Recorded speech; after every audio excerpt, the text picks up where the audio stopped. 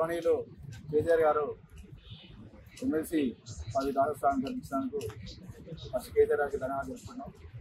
ఎందుకంటే తెలంగాణ ఉద్యమంలో కేసీఆర్ గారికి అత్యంత విశ్వసనీయంగా ఉంది.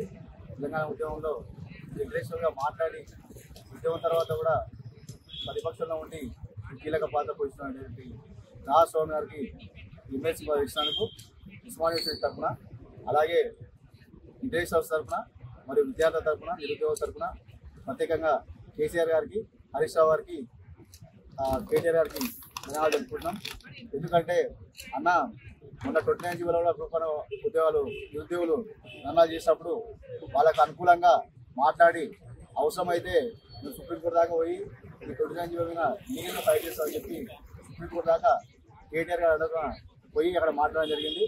అదేవిధంగా 46 జీవో సంబంధించి ఏదైతే కాంగ్రెస్ గవర్నమెంట్ హైకోర్టులో కేసులు కొట్టినప్పటికీ ఆ పిల్లల్ని హక్కున నేర్చుకొని ఆ సుప్రీంకోర్టు దాకా కేటీఆర్తో మాట్లాడి కేటీఆర్ గారిని కన్విన్స్ చేసి ఆ 46 జీవో పిల్లలను కూడా సుప్రీంకోర్టు దాకా తీసుకోవడం జరిగింది.